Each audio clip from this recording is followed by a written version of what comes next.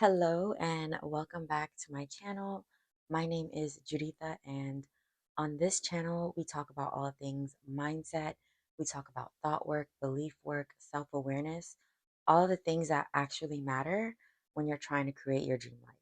Today, I want to talk about how to create your dream life while you're still working your 9 to 5. Like, I know a lot of us entrepreneur girlies, we still have work to do, we still have jobs, we still have real life things to take care of.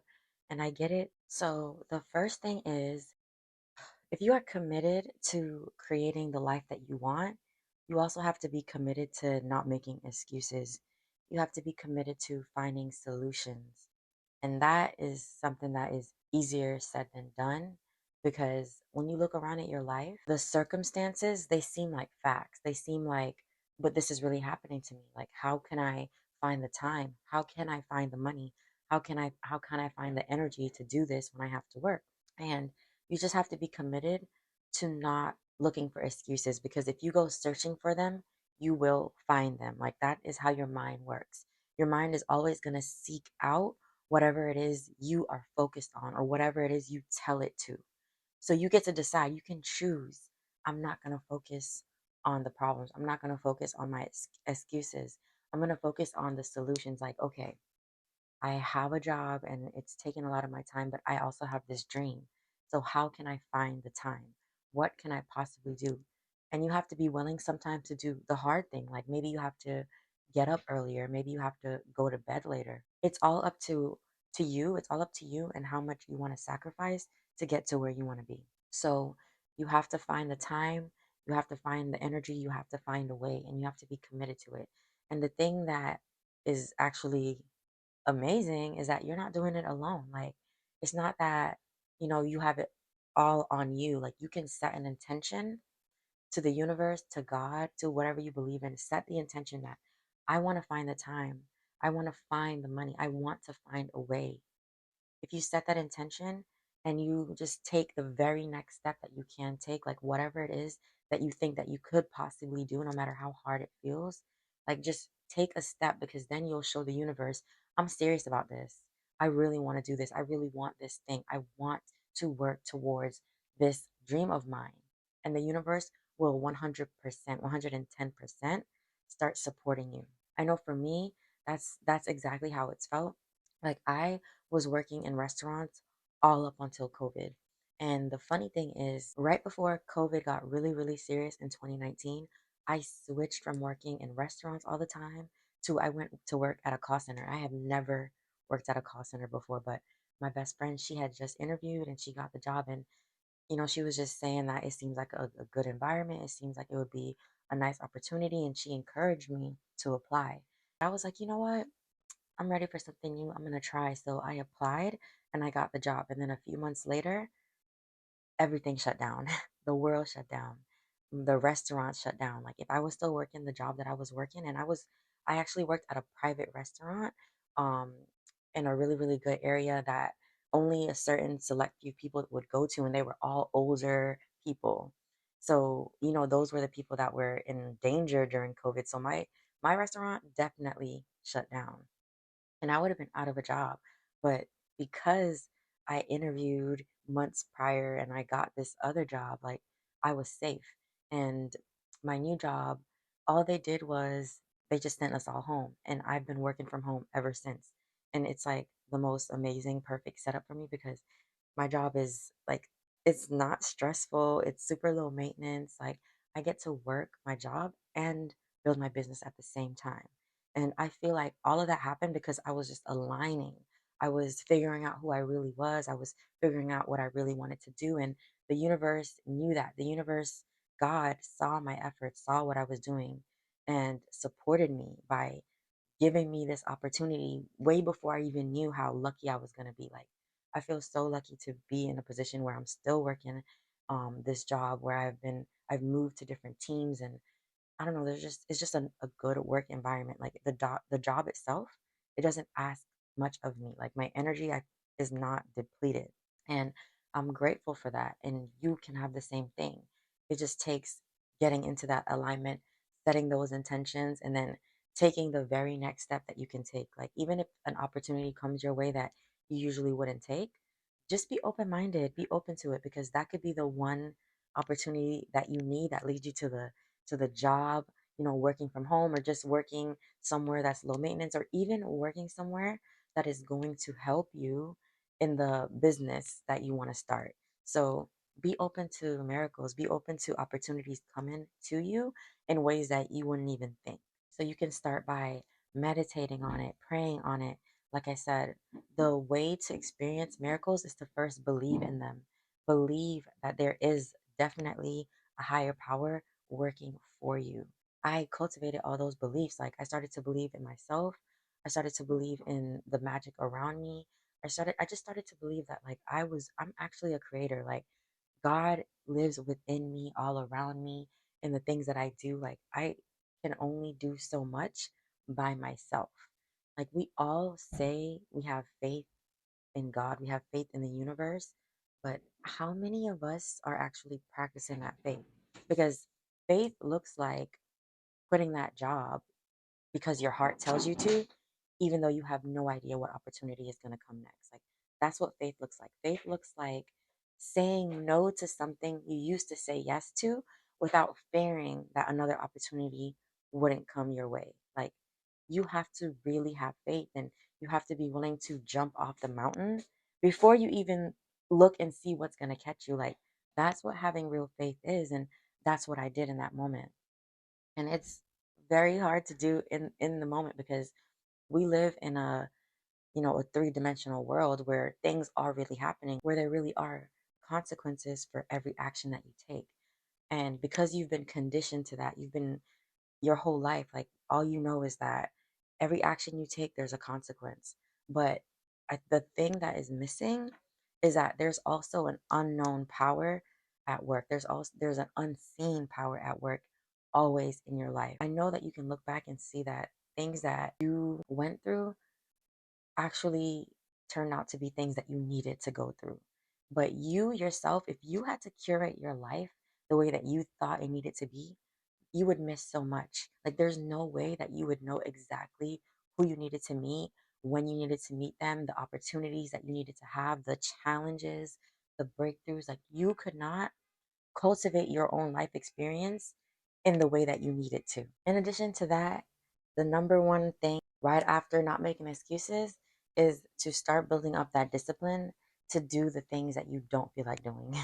Because especially if you work a job where you have to leave the house for 8 hours a day or more, when you come home, it's going to be challenging to want to do the work. And you know what? It's going to be even harder if the business you're building does not revolve around something that you're passionate about, something that you've always wanted to do, something that you really have belief in.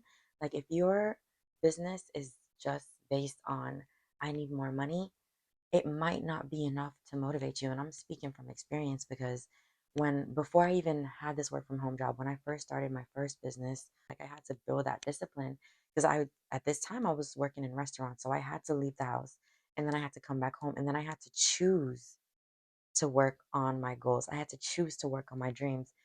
And in the beginning, I'm not going to lie, like, that was hard. But there was a lot of days where I didn't do anything. There were a lot of times where I wanted to and still didn't. I know that half of that is because I wasn't passionate about it. I wasn't in love with it. I just knew I wanted more money, and that's why I was starting that business. So you have to think about that as well. What are your intentions for the business you're starting? Why do you want it? Do you actually have a passion for it? Like, is it something that you can do for free? Like, or is it something that you would do for free? Not that you are gonna, but you just have to, I think it's just easier when you love the thing that you're doing. So also consider that. But you have to get into the habit of doing the hard things. You have to get into the habit of, yes, I'm tired, but I'm going to do it anyways. Because if you give all your energy to building someone else's dream, like, you're not leaving any time for your own. And tell me what sense that makes. Because you're literally choosing to help someone else build their dream over you building your own. And that kind of leads me to my next point, which is that if that job is depleting your energy, your time, your focus, this is going to be easier said than done, but maybe you have to leave. Like maybe you need to find something else that is a little bit more low maintenance. Maybe you need to find another work environment that kind of understands, like, I'm an entrepreneur. I'm also doing work outside of work. Like, maybe you need to find that and don't think that it doesn't exist because I have a job that allows me to do that. I have a job that allows me to build my business while I'm working. And not only that, but my manager is very supportive. Like this past weekend, I went to a goddess retreat, had the best time. Like, oh my God. But anyway, so basically, I I thought I requested the days off to go, but I didn't. So then I had to reach out to my manager and I was like, "Hey, I'm doing this thing. It's for my business, and I really, really need these days off." And like at first, they were not willing to give me the days off, but like my manager fought for me. She messaged HR for me, and then she was like, "Girl, I got you the days off. Go ahead and go to your event." So it's just like those things are possible, but you just have to believe that the like good things can happen to you. Good things can and will happen to you. You just have to let that in. You have to believe in it. Okay? Because if you don't believe in it, it's going to be very hard for you to see it or to perceive it. Okay? Because wherever your focus is, that's how you're going to perceive things. Okay? Your perception is everything, and you get to decide how you look at things. Don't think that you can't find a job that fosters your growth, that fosters the businesswoman or man that you're becoming because you can. So allow yourself to believe in that. Another thing that'll make it a little bit more difficult to work your job and build your dream life could be that maybe you just don't see yourself as that person yet. I know that was a problem for me. It's like when I first started, I think I saw myself more as like someone who was trying to be an entrepreneur. I was trying to be an entrepreneur. I was trying to build a business.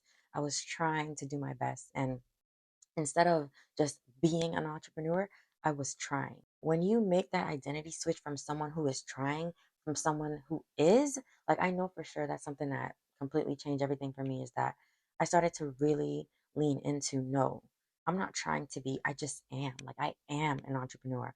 I am building a business.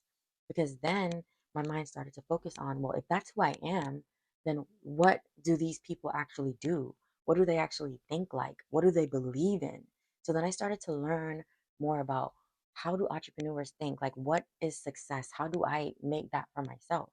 And I started to just learn about the mindset, the belief, the thoughts, the habits of successful people. And because I took on that identity that I am an entrepreneur, a successful one at that, I started to behave as a successful entrepreneur would. I stopped trying. And I'm not saying that this happened overnight. It took a couple years, like, and it took a couple years of me just trying, failing, trying, failing, until eventually it just became my identity. Now I work on my business easily every day. Like I don't have to force myself. And on the days where I don't have the energy, I respect that. Like I honor my body and I just rest. But like it's so easy for me to work on my business, and I'm happy that I'm finally to that point. I'm happy that I'm at that point where I understand what success actually is. Like, it's not the things you own, it's not the money you have, it's not how many people you know. Success has to do with your mind. It's what you believe in. It's how you think, because just from like being surrounded by like so many successful women, women doing things that I want to do, like I definitely have learned that your mindset, you're going to take it with you. It does not matter if you have $100 or $100,000. If you still have that poverty mindset, if you still have a scarcity mindset, lack mindset, a fearful mindset, whatever it is, anything that doesn't serve you, you are going to take it with you no matter how much money you make or no matter how much success you experience. And I say success because success is ultimately, I feel like it's subjective, it's different for everybody. What I think success is could be completely different from what you think success is. And I love that for us, okay? Because you get to define it and I get to define what it looks like for me. Whatever mindset you have right now, that's the same mindset you're going to have when you're making the millions that you want to have.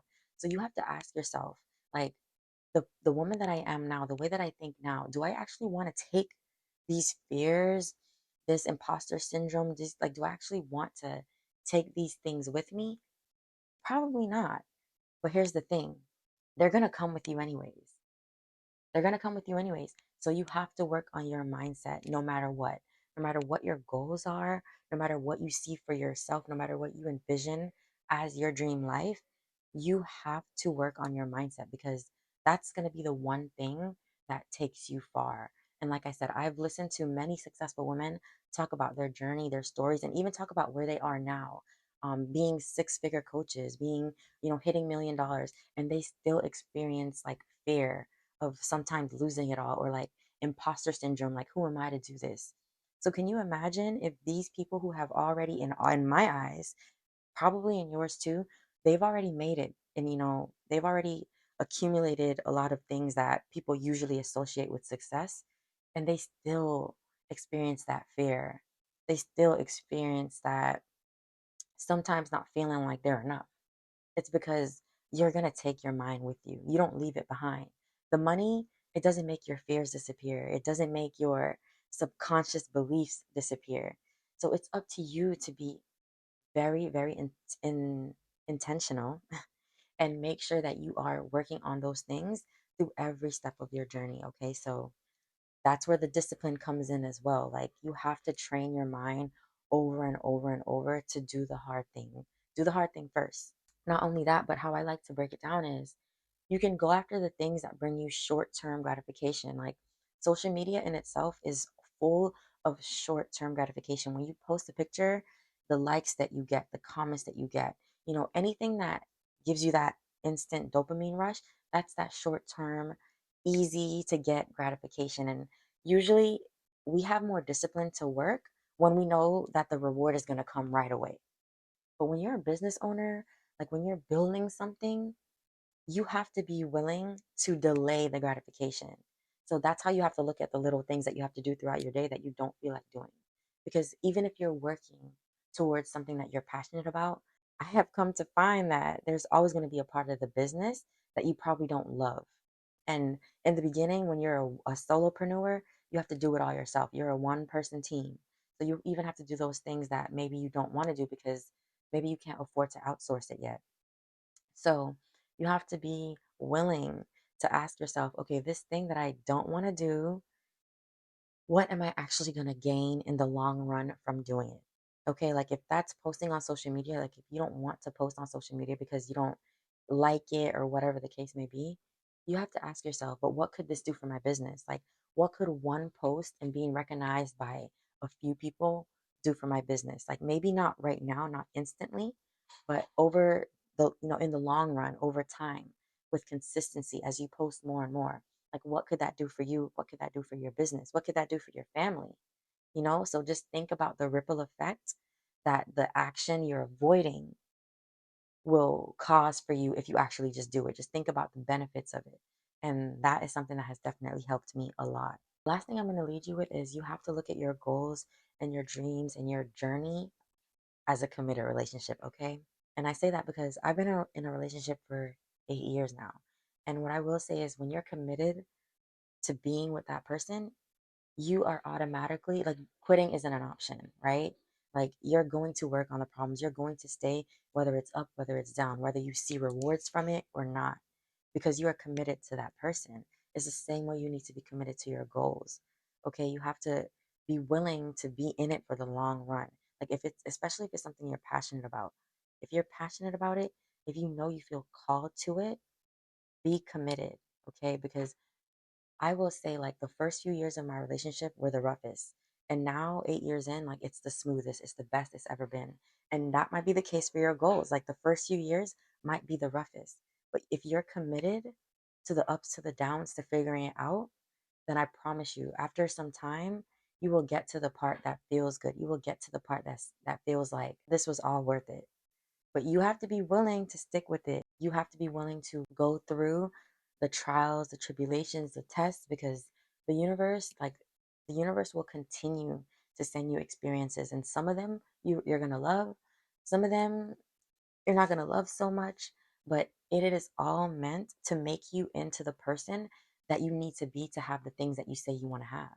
Like whatever life you say you want to create, I promise you, all the universe is doing, all God is doing is just sending you the things you need to become that person, to learn the lessons that you would need to actually have and maintain that life that you say you want. So keep that in mind always. That's it for today's video. And I hope you bloom today because I know I did. And I will see you guys on the next one.